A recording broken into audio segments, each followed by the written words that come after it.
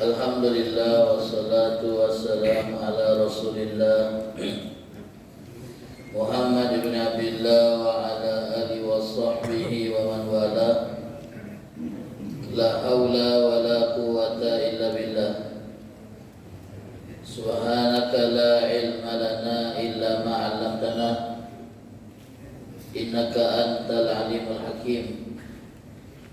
Rabbi shrah li sadri wa yassir li amri wahlul 'uqdatam min lisani yafqahu qawli wa saddid lisani wahdi qalbi bi jahin nabiyyi wa alihi wa sahbihi. Allahumma a'inna bil ilm wa zayyina bil hilm wa akrimna bit taqwa wa jamilna bil afiyah. Allahumma 'allimna ma yanfa'una wanfa'na bima 'allamtana wa zidna ilman wa amalan wa fiqhan bi rahmatika wa judika ya arhamar rahimin.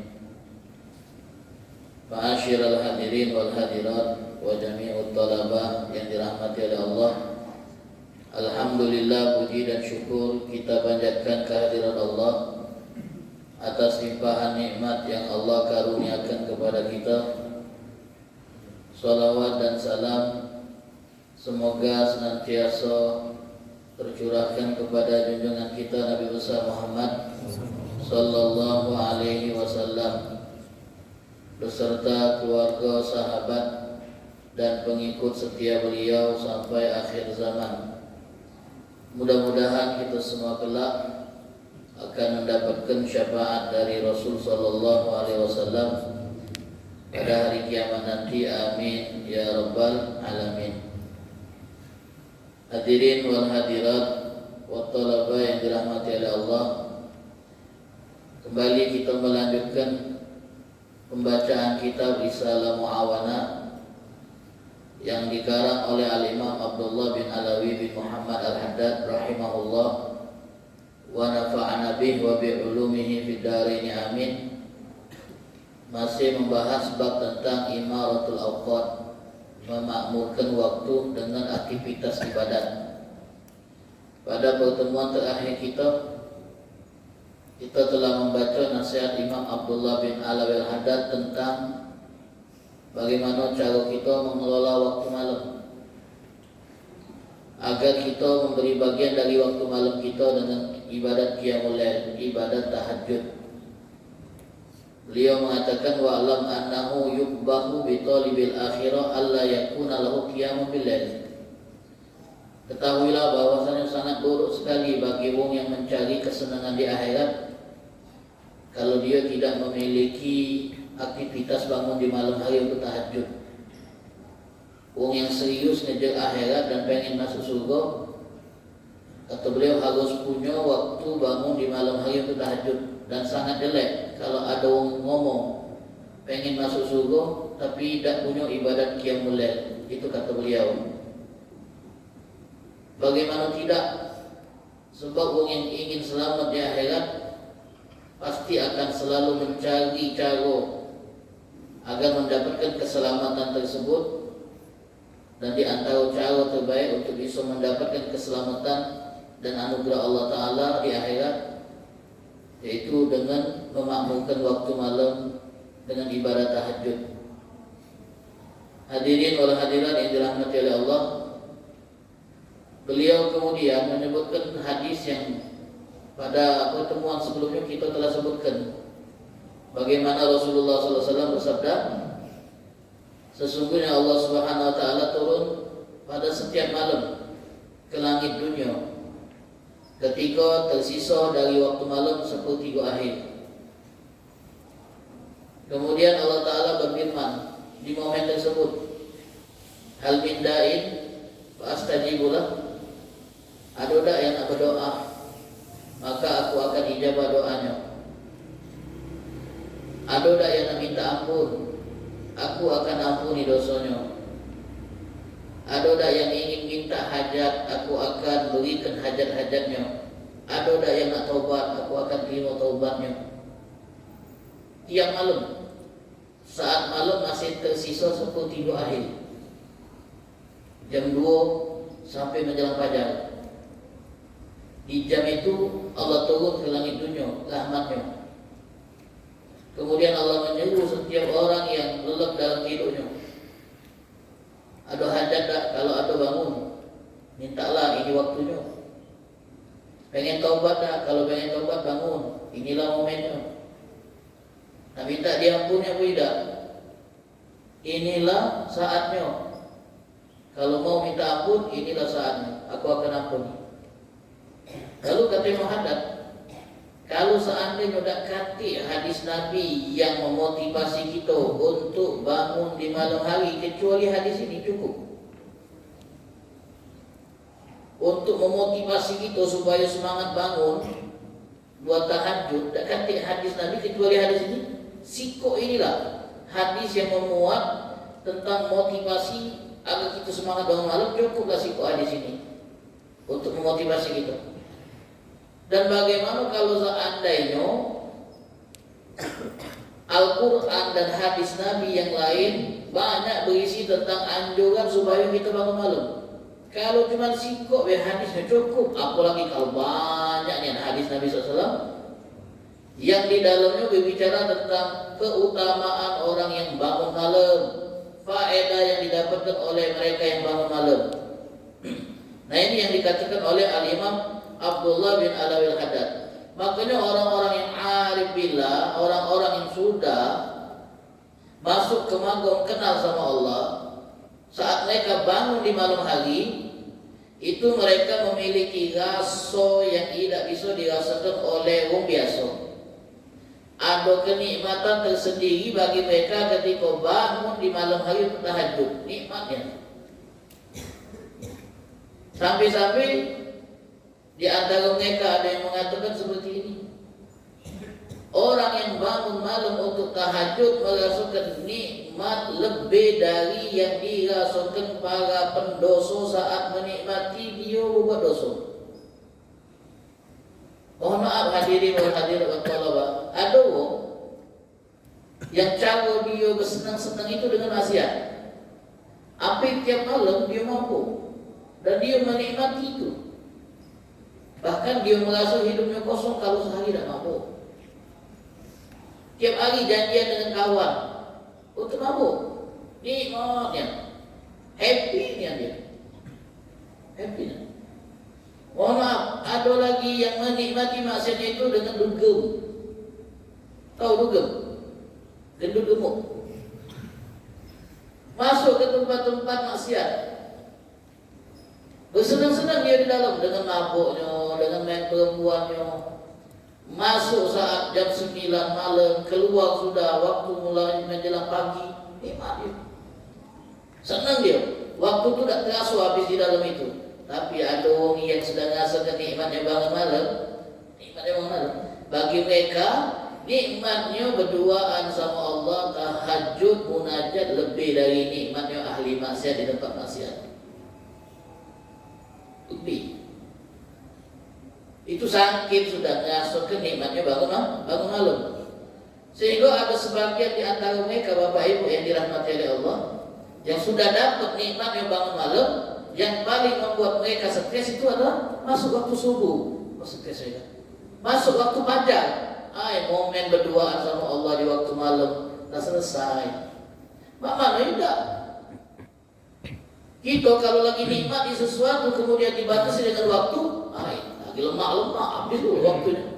Kalau dulu kecil NPS lagi lemak-lemak habis waktu gitu. Atau orang yang ahli maksiat lagi lemak-lemak maksiat, waktu terbatas. Dia apa pula pakai durasi. Tapi sakitnya kan ngasuh kenikmat yang pas bangun jam 2 bisa normal. Ibadah tak terasa waktu itu berjalan sampai sebentar lagi mau kumandang azan subuh, masuk waktu fajar. Iya, waktu fajar. Jadi orang-orang yang sudah ngasuh dan lemaknya bangun malam paling senang kalau musim dingin. Musim dingin itu kenapa mereka senang? Kalau malamnya panjang, siangnya singkat. Senangnya mereka. Musim dingin itu Pak. Diharapkan apa lagi? Nah sekarang ini masih musim dingin. Subuhnya jam 5 lewat. Akhir kalau puncak musim dingin, pacak senandung subuh. Lama waktu malam. Oh, itu momen-momen paling nikmat bagi mereka. Kalau sudah musim dingin itu senangnya mereka. Kenapa? Puasanya lebih singkat, karena siangnya lebih cepat, malamnya lebih lama. Pacak malam ibadat lama-lama. Kalau kita senang juga musim dingin, lama tidur di rumah. Pacak lama dia tidur. Woi, di santi ya, boleh santi, senangnya santi. Pacak lebih lama tidur. Kalau mereka senang, durasi untuk dia mulainya pacak lebih panjang. Jadi itu tadi, kalau mereka sudah ngasuh lemak tadi Pak, mereka ngomong apa? Di sini ada disebut dalam kitab Mahdar ini.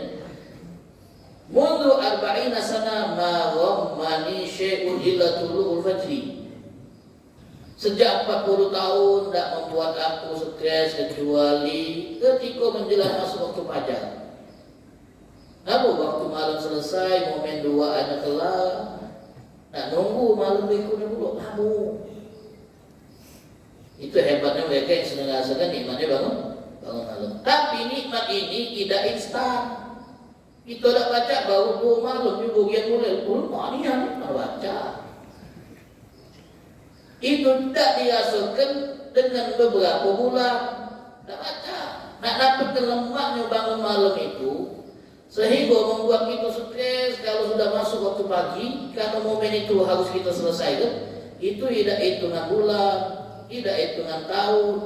Dalam kategori tahun yang singkat, baru 5 tahun kita nekuni bangun malam, dah dapat nikmatnya dah. Sampai ada ulama yang katakan kabatul lail, aku berjuang bangun malam 20 tahun. Alah kesarunya nak bangun tu, nak istiqomah 20 tahun. Dia berjuang melawan beratnya bangun malam tu. Selama 20 tahun susah payah.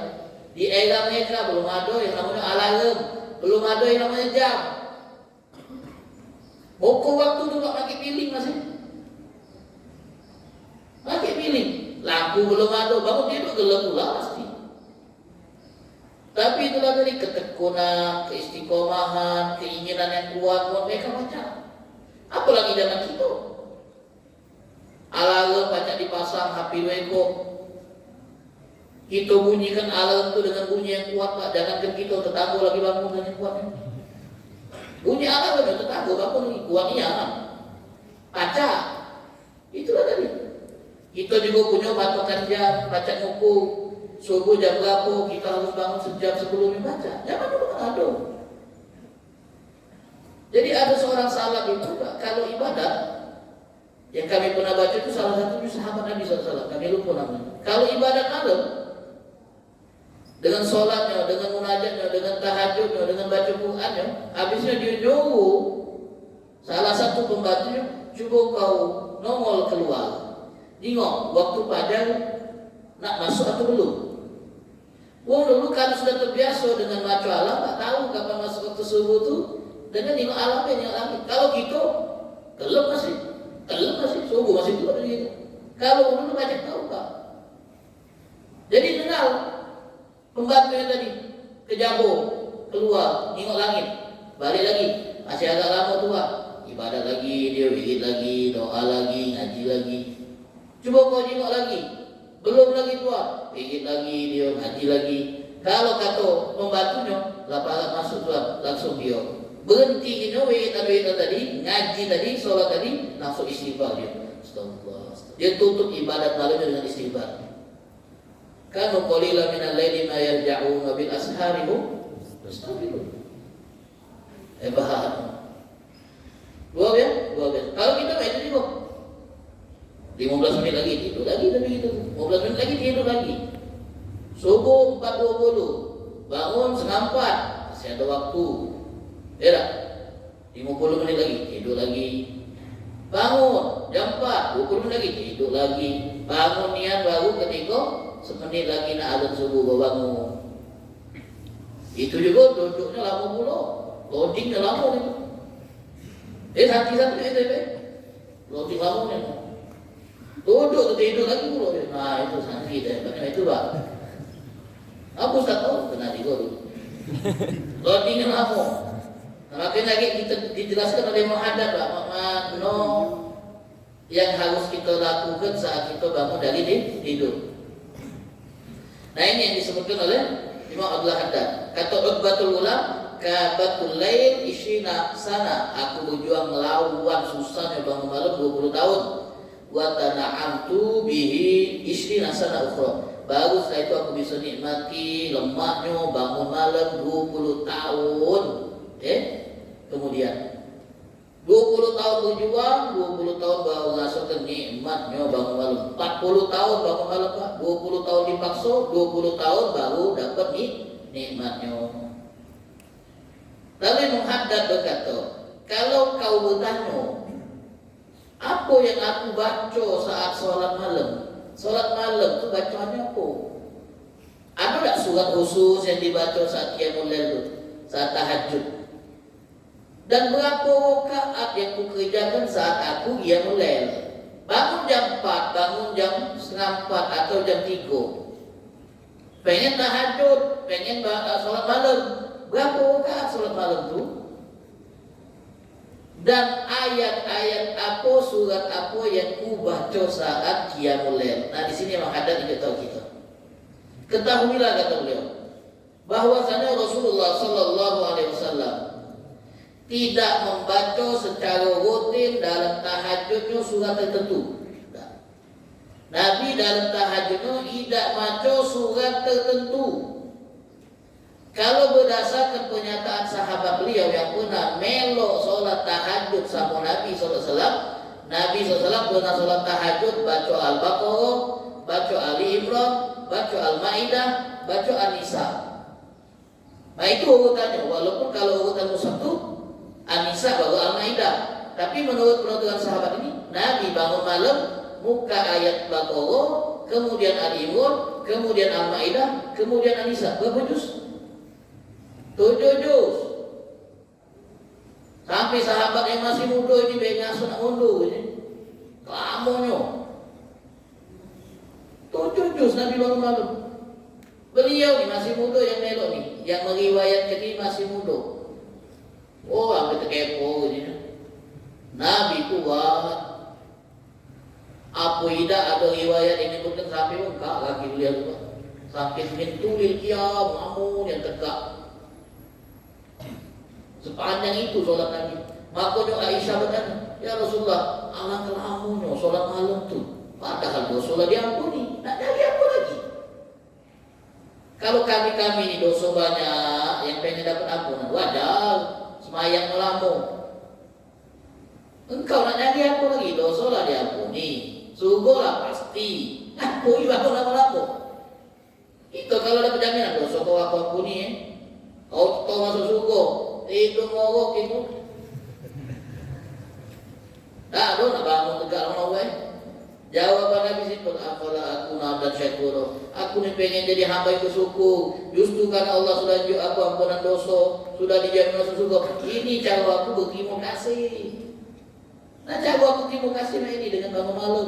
Tauhid Nabi kita Muhammad sallallahu alaihi wasallam. Sampai dijuta Ustaz, kamu Ustaz bebas melihat Tuhan. Nak semayang jamaah ilah, hendak kamu situ. Ustaz tak bakal hukum. Kalau sampai tahu tetap semayang jamaah dia.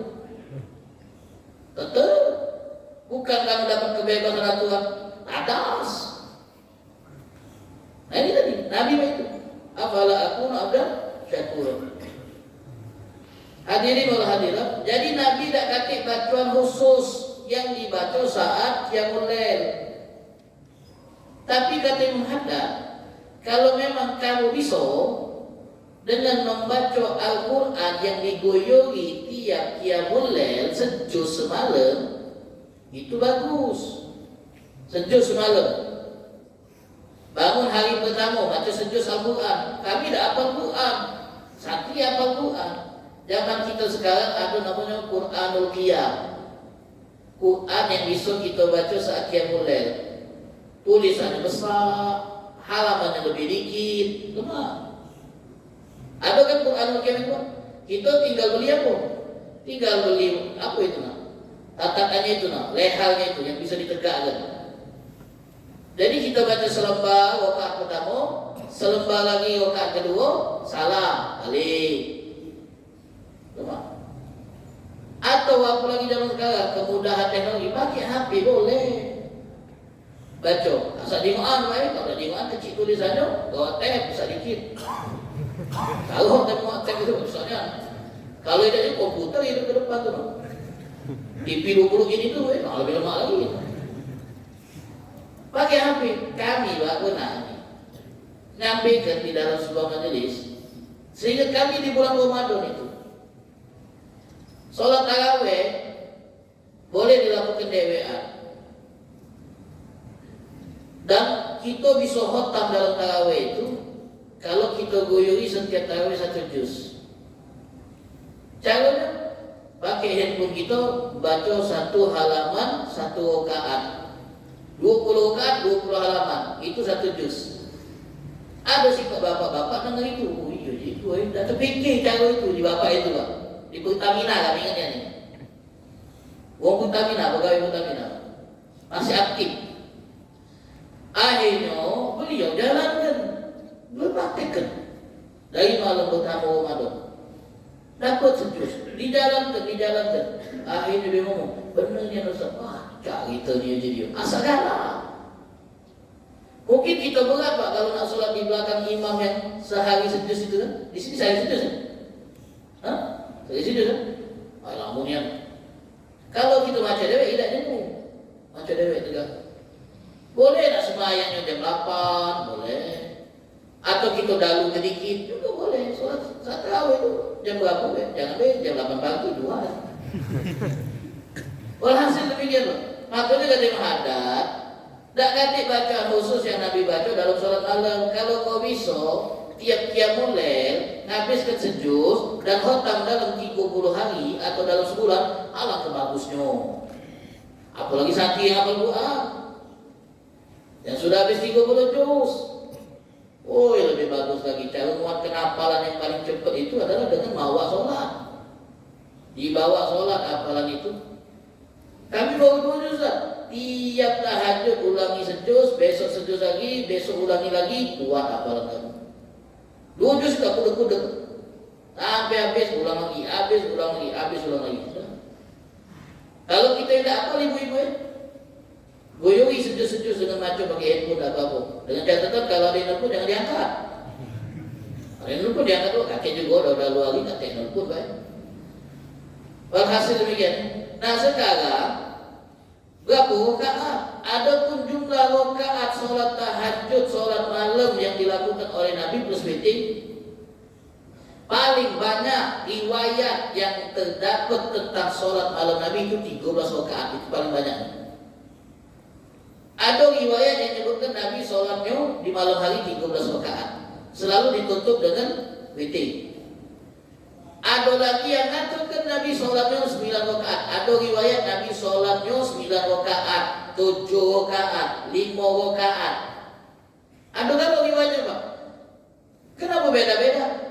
Tergantung dengan kondisi fisik lagi fit atau tidak. Karena sholat Nabi malam tak pernah tinggal. Nabi tak pernah tinggal sholat malam. Dan kita tahu Nabi itu banyak sekali kegiatannya, aktivitasnya. Beliau super sibuk, ngurus keluarga, ngurus negara, ngurus stabilitas keamanan, ngurus musuh-musuh yang ngancam. Banyak nih Nabi urusi, tapi beliau tak pernah melewatkan qiyamul lail. Maka kadang 5 lagi capek-capeknya fisik, kadang 7 pertengahan, kadang 9, paling banyak 13. Dan yang paling sering Nabi lakukan sholat malam 11 rakaat. Ini yang paling sering. Yang paling sering Nabi sholat malam 11 rakaat. Tapi beliau pernah sholat 9, 7, 5, paling banyak 13. Ada Abdullah bin Abbas, sepupu Nabi, namanya Abdullah bin Abbas radhiyallahu anhu, yang makamnya di Taif. Kemarin Gus Ipul sama dia. Di Taif, makamnya di Taif Pak. Abdullah bin Abbas. Abdullah bin Abbas punya bibi Abdullah bin Abbas, namanya Maimunah bintul Haris, istri Nabi. Jadi bibi dia namanya Maimunah bintul Haris, istri Nabi SAW. Jadi dia keponakan istri Nabi. Dia cerita waktu masih kecil pernah nginep di rumah Nabi SAW. Jadi dia nengoknya sama Nabi itu di malam hari Pak. Allah kelemahnya. Dia nginep di rumah Nabi SAW. Dia cerita ketika masuk waktu malam, aku tidur sekasur sama Nabi SAW. Nabi sama istri dan Maimunah nembek bantal bagian ujung, pergi bantal. Aku tidur tengah. Oh, paling lemah tidur tengah. Nabi tidur di samping bantal, di bagian ujung bantal. Istri beliau Maimunah juga. Aku tidur di tengah-tengah. Ketika sudah masuk pertengahan malam, lebih kurang, Nabi bangun. Dan ketika bangun, yang pertama kali Nabi lakukan, duduk kemudian ngusap muka. Dan ini termasuk yang kami pernah dengar dari seorang syekh dari Azhar, sunanul mahjuro, termasuk sunnah yang mulai ditinggalkan, ngusap muka saat bangun tidur. Kenapa? Ngilangkan rasa kantuk yang masih sisa. Jadi kalau kamu nyok kawan, bangun, duduk aja, masih goyang-goyang ini, belum ngusap muka, diusap. Kalau merangsang sel-sel wajah kita ini untuk aktif dan kita agar tampilnya agak lebih seger, Yusuf. Sambil dikucek dikit mata nih. Merangsang sel muka ini supaya dia lebih hidup aktif dan seger lagi gitu, seger. Kalau sudah diusap masih ngantuk, colok mata. Nah, atau coba sedikit biar lebih seger. Pasti bangun budak-budak. Jadi tangan dia dibasuh dulu. Pas diusap, nah bangun dia, tidur lagi itu sampai besok pagi. Iyalah, mana tidak bang semua mata. Jadi seperti itu. Nabi SAW usap muka. Sunnah ini Pak, sunnah. Boleh kita praktekkan. Beliau bangun tidak ngejut, duduk dulu, kemudian usap muka beliau dengan telapak tangannya, lalu beliau bersiwak. Siwak beliau itu ready Pak di samping tidur, bersiwaknya. Gosok gigi kalau bahasa kita.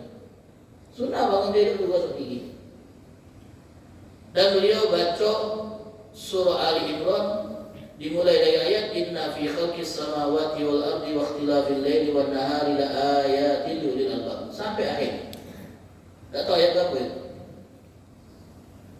Inna fi khalqis dicek itu di penghujung surah Ali Imran sampai akhir ya ayyuhalladzina amanu sabiru wa sabiru wa rabitu wattaqullaha la'allakum. Nabi baca ayat itu. Baru setelah itu kata Abdullah bin Abbas, Nabi berdiri menuju tempat beliau menyimpan air di wadah kendi, wadah kulit. Ke tempat itu kemudian berwuduk dengan wuduk sempurna. Dan aku ngikuti cara Nabi tadi. Bangun, duduk, ngusap muka, baca ayat tadi, kemudian ngambil air sisa bekas Nabi, dan aku lihat Nabi sholat 2 rakaat ringan, pemanasan. Tak panjang Pak bangunnya, ingat deh. Kuliah kulhu. Setelah itu baru Nabi sholat 2 rakaat lagi, 2 rakaat lagi, 2 rakaat lagi, 2 rakaat lagi, kemudian beliau tutup 1 rakaat witir.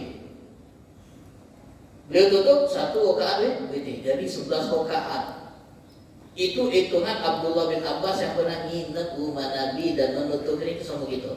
Dan Aisyah pun radhiyallahu anha pernah membuat pernyataan bahwa Nabi tidak pernah sholat lebih dari 11 rakaat. Nah, tadi 13 ada riwayat. Itu sepengetahuan Aisyah ketika Nabi nginep rumah beliau. Selama Nabi nginep rumah beliau, yang beliau lihat Nabi tidak pernah sholat lebih dari 11. Benar. Mana dengan riwayat 13 itu yang tidak dilihat Aisyah. Jadi dua riwayat itu benar. Memang Nabi paling sering sholat 11 rakaat. Jadi kita pun boleh meniru. Kalau lagi semangat yang 11 rakaat itu yang paling rutin Nabi lakukan. Kalau lagi lesu-lesu 9, lesu yang 7, lagi capeknya 5, ya lesu yang 10 rakaat, jangan hidaknya. 10 rakaat itu paling minimal, tapi jangan rutin ke. Makruh 10 rakaat terus. 10 rakaat makruh. Paling tidak 3 rakaat witir.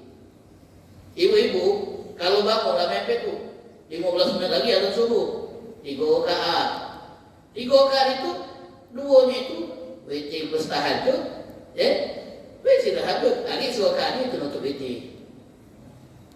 Jadi tahajud itu sholat yang kita lakukan kalau kita bangun tidur. Apapun niatnya, usolli sunnah tahajud. Aku niat sholat hajat, masuk tahajud. Karena tahajud itu penting bangun tidur itu sholat. Nak niatnya aku witika rokaatain al-witir. Tidak harus kita sebutnya usolli sunnah tahajud. Karena dengan kita sholat rakaat langsung jadi tahajud dengan sendirinya. Ma'asyiral hadirin wal hadirat yang dirahmati oleh Allah Subhanahu wa taala. Jadi kalau disimpulkan dari muhaddats berdasarkan riwayat-riwayat tentang bagaimana qiyamul lail Nabi SAW, beliau merangkum sebagai berikut. Yang tadi kita sudah pernah sebut di awal. Nabi bangun tidur, ngusap wajah beliau untuk hilangkan rasa kantuk, lalu membaca doa, alhamdulillahilladzi ahyana ba'da ma amatana wa ilaihi nusyur. Lalu beliau membaca surah Ali Imran, inna fi khalqis samawati ila akhir surah. Kemudian beliau bersiwak, kemudian beliau berwuduk dengan wuduk sempurna, lalu beliau sholat 2 rakaat ringan, lalu beliau sholat setelahnya 8 rakaat yang beliau panjangkan bacaan di dalamnya. Beliau salam tiap 2 rakaat. Di awal 2 rakaat, kemudian sholat 8 rakaat jadi 10. Nah, 8 rakaat itu beliau mulai panjangkan bacaannya dan beliau lamakan berdirinya. Kemudian 8 rakaat tadi boleh dengan tiap 2 rakaat salam, 2 rakaat salam, 2 rakaat salam, 2 rakaat salam, 2 rakaat salam, 8 rakaat. Boleh dengan sikut salam langsung 8 rakaat sekaligus, boleh. Boleh. Langsung 8 rakaat dengan sikut salam. Jadi rakaat pertama, nak kedua bangun, nak ketiga bangun. Jangan tahiyat awal langsung bangun terus, bangun terus sampai 8 rakaat salam. Boleh juga buat 4 rakaat salam, 4 rakaat salam. Kalau 4 3 masih. Kemudian beliau tutup dengan 1 rakaat witir, 3 rakaat witir. Beliau tutup dengan 3 rakaat witir. Pas ini, kemudian beliau tutup dengan 3 rakaat witir. Kemudian masyarakat, nah di 3 rakaat terakhir witir baru Nabi ada bacaan rutin. Kalau kita katakan 11 rakaat Nabi sholat, di 8 rakaat pertama Nabi bacaannya itu tidak ada bacaan khusus, beliau bacanya bebas. Tapi di 3 rakaat terakhir witir Nabi SAW bacanya di rakaat pertama surah Al-A'la, Sabbihisma rabbikal a'la, yang biasa kita baca di witir Ramadan juga. Yang kedua qul ya ayyuhal kafirun, yang ketiga qul huwallahu ahad, Allahu samad, qul a'udzu birabbil falaq dan qul a'udzu birabbin nas. Nah, ini yang dikerjakan oleh Nabi kita Muhammad sallallahu alaihi wasallam di qiyamul lail beliau. Di qiyamul lail beliau. Jadi lamun yang Nabi kalau bangun lama dan bacaannya panjang. Nah, kita telah menyelesaikan nasihat dari Al-Imam Abdullah bin Alawi Al-Haddad yang berkaitan dengan imaratul awqat, makna kita memakmurkan waktu kita dengan ibadat, terutama di waktu malam, yaitu dengan ibadat qiyamul lail. Mudah-mudahan Allah Ta'ala berikan kepada kita taufik untuk bisa mengamalkan apa yang beliau sampaikan. Masuk sedikit kita ke bab berikutnya, yaitu anjuran Imam Abdullah bin Alawi Al-Haddad agar kita punya wirid baca Quran tiap hari, tiap malam. Tiap hari, tiap malam. Ada wirid lalu, ada rutinitas baca Quran. Kita tiap hari pasti pernah baca status. Tiap hari pasti ingat status dong.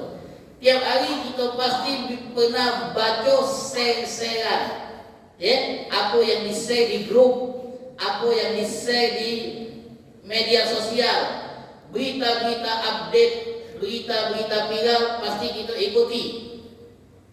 Dan dalam ketinggalan kita. Tiap ada berita update, berita yang lagi tren, kita tahu. Masalah Tumblr tahu gitu kan. Masalah Apa pun yang lagi update tahu gitu.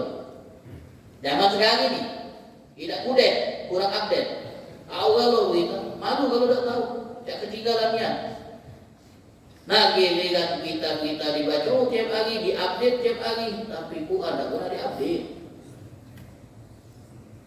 Mungkin kami nak nutup dengan cerita yang pernah kami dengar.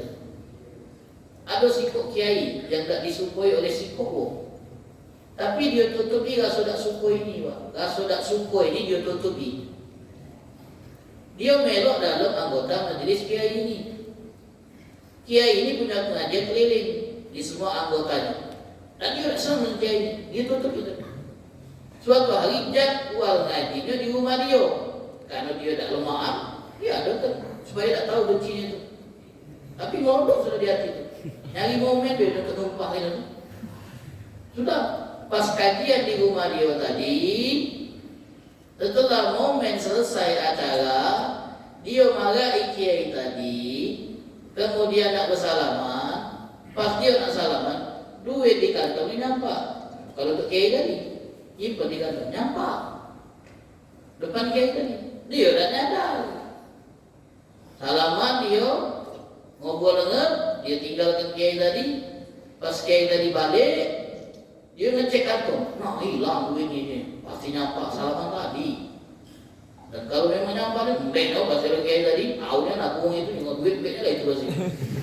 Karena dia dah benci Pak, jahat tu lah gitu. Kalau benci sama Pak, nengok itu jahat tu lah. Padahal ini belum terbukti, tapi dia langsung nyalakan, kasih dimbek itu lah. Datangi ke tempat itu, katanya duit itu. Nah, kiai ini dia mbeknya. Sebab dia tidak kati, nampaknya di situ lah. Pasti dimbeknya. Aku nak nyuai, kalau dia jujur pasti balik duit itu. Kalau dia jujur, mbeknya makan pasti.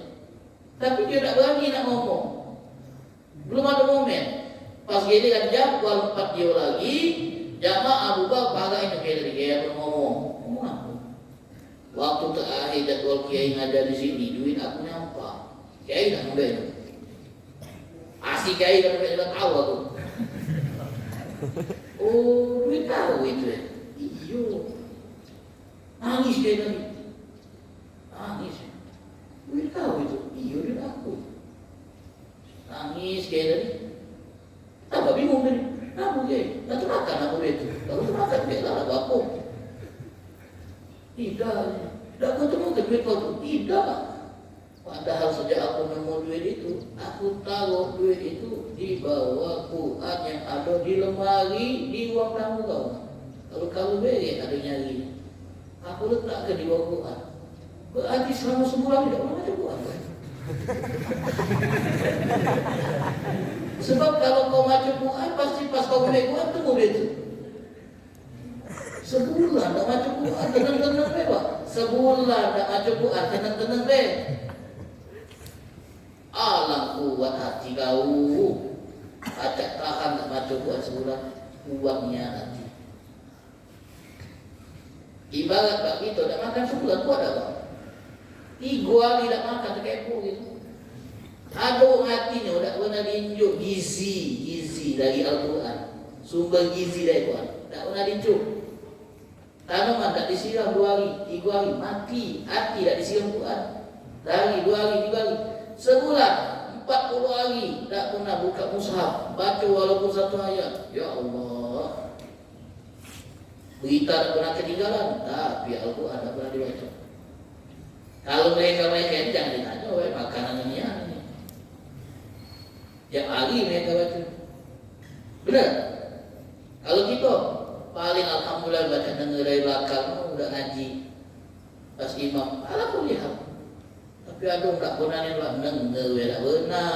Apalagi macamnya, la haula wala quwata illa billah. Baca dia hidup tenang, baca dia hidup dengan damai. Sementara hati tak pernah didengarkan Al-Quran. Jadi kata Imam Haddad, nanti kita akan bahas itu.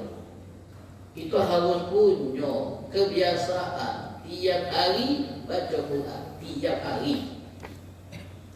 Sebagaimana kita tak baca, tidak makan sehari, maka kita pun harus tetapkan dalam diri kita tak baca, tidak makan sehari.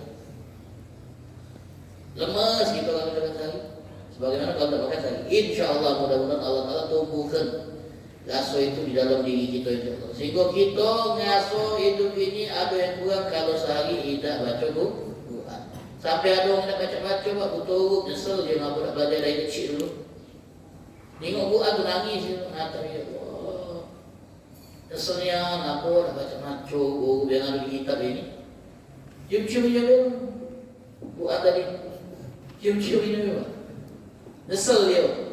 Nyesel ngapa nak belajar dari kecil untuk bacaan itu sudah. Mudah-mudahan Allah Taala berkahi kehidupan kita berkat Al-Quran Al-Karim dan semua yang ada di tempat ini kami yakin punya kaitan dengan Quran Allah, baik santri yang menghafal, guru-gurunya dan semua yang aktif di Masjid Al-Burhan ini. Mudah-mudahan Allah Taala ikatkan hati kita dengan Quran. Amin ya rabbal alamin. Wallahu taala alam bissawab. Bismillahirrahmanirrahim. Ya Rabbana tarafna bi annana tarafna wa annana asrafna ala ladha ashrafna fatum alaina tauba taghsir likulli hauba wastur lana al-awrati wa aminir rawati waghfir liwalidina rabbi wa mauludina wal ali wal ikhwani wa sairil khillani wa kulli dhi mahabba aw jiratin aw suhba wal muslimina ajma' amin ya rabbi isma' fadlan wa judan mannan bi kisabin minna bil mustafa rasuli nahda bi kulli suri salla wa sallam rabbi alaihi addal habbi wa alihi wa sahbihi adada tashis suhbi walhamdulillahi fil bari wat tanahi walhamdulillahi fil bari wat tanahi. Allahumma hadina bi hudak waj'alna mimman yusari fi ridak wa la tughlina waliyan siwak wa la taj'alna mimman khalafa amraka wa 'asaka wa hasbunallahu ni'mal wakil. La haula wa la quwwata illa billahil aliyyil azim. Sallallahu ala sayyidina Muhammadin an-nabiyil ummi wa ala alihi wassallam walhamdulillahi rabbil alamin. Wallahu ta'ala